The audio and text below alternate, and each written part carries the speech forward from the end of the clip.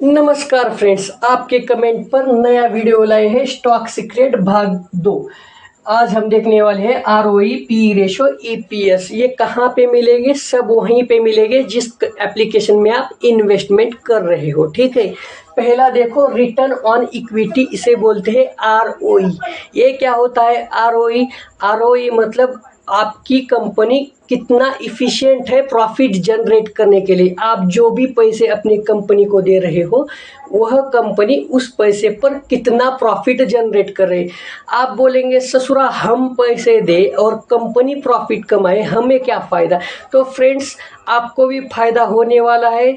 उसके खर्चे निकालने के बाद वो कंपनी आपको उस पैसे को डिविडेंड में देने वाली है। तो आरओई अच्छा होना अच्छी बात है, ठीक है। लेकिन फ्रेंड्स, आरओई को कंपनी बढ़ा भी सकती है। वो कैसे बढ़ा सकती है? अगर वह कंपनी बहुत सारा डेब्ट मतलब कर्जा बहुत सारा ले और वह कर्जे का यूज कर रही है, तो भी आरओई बढ़ाया जा सकता है। तो आपको आरओई के साथ उस कंपनी का कर्जा कितना है ये भी देखना पड़ता है फ्रेंड्स। अगला देखो, price to earn ratio, P ratio. भाई साहब भंड करके रखा है, आतंक मचाया हुआ है। सब बोलते हैं पी रेशो देखो, पी रेशो देखो। अगर आखिरकार पी रेशो होता क्या है? देखो, प्राइस टू अर्न मतलब आप पैसे कमाने के लिए, आप उस कंपनी को 1 रुपया कमाने के लिए आप कितना उस कंपनी को दे रहे हो, ये होता है प्राइस टू अर्न रेशो। मतलब आपको 1 रुपया कमाना है तो आप उस कंपनी को कितना देना चाह रहे हो।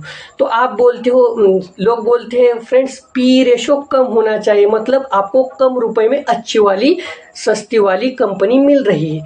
लेकिन जो दिखता है वो होता नहीं फ्रेंड्स, ठीक है। पी रेशो कम होना अच्छी बात है, कंपनी अच्छे दाम में आपको मिल रही है। लेकिन पी रेशो क्यों कम हुआ ये भी आपको देखना पड़ेगा फ्रेंड्स। अगर पी रेशो कम हुआ है, उसकी वजह ये भी हो सकती है कि वह कंपनी की ग्रोथ रुक चुकी है या उसका फ्यूचर रिस्क में है, ठीक है। तो पी रेशो के साथ उसका मैनेजमेंट, उसका गोल्स, ये भी आपको देखना होता है। इसके आगे जाने से पहले फ्रेंड्स, अगर हमारा कंटेंट अच्छा लग रहा है तो ही हमारी प्रोदोस्त 1997 को इस यूट्यूब पर जाकर सब्सक्राइब जरूर करिएगा। आपके लिए कमेंट बॉक्स खुला है, हमारा वीडियो शेयर करिएगा, लाइक करिएगा, ठीक है। अगला देखिए, अगला है friends EPS. EPS earning per share. EPS क्या होता है फ्रेंड्स? आपका एक शेयर कितने पैसे कंपनी उस पर कमा रही है, ये होता है अर्निंग पर शेयर, ठीक है फ्रेंड्स। अर्निंग पर शेयर्स अच्छा है तो कंपनी अच्छी होती है, लेकिन इसमें भी कुछ डाउटफुल रहता है फ्रेंड्स, ठीक है।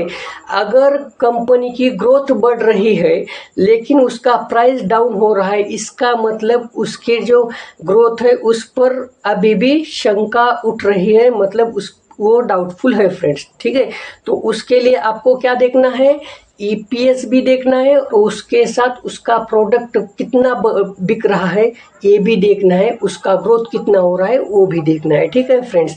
अगला देखो फ्रेंड्स, पीबी रेशो, ठीक है। पीबी रेशो ये आमतौर पर हमारे बाकी के स्टॉक में यूजफुल नहीं होता है, ये फाइनेंशियल क्षेत्र में काम में आता है या फिर आप बोल सकते हो बैंकिंग क्षेत्र में काम आता है। एक होता क्या है, ठीक है। प्राइस टू बुक रेशो मतलब आपके दाम पर वो कंपनी का जो एसेट है, अगर समझो वो कंपनी दिवालिया हो गई तो वह अगर कंपनी के पूरे एसेट बेच दे और आपको पैसे देना चाहिए तो आपको कितने पैसे मिल सकते हैं, ये होता है पीबी रेशो, ठीक है।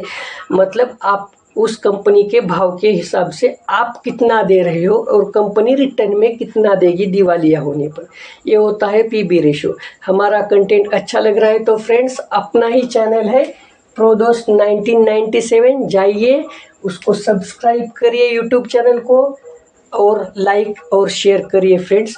धन्यवाद। अगले वीडियो में हम और कुछ नई जानकारी लाएंगे और उसमें के जो भी हिडन मतलब थिंग्स है वो आपको बता देंगे।